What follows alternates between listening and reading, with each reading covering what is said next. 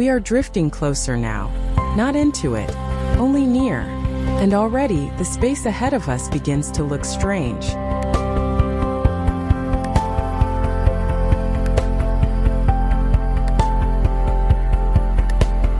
As we approach, the first thing we notice is the light.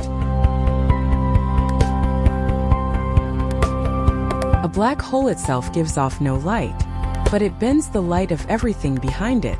Its gravity is so strong that the rays of distant stars passing nearby are gently curved as they go by, the way a stream bends around a stone.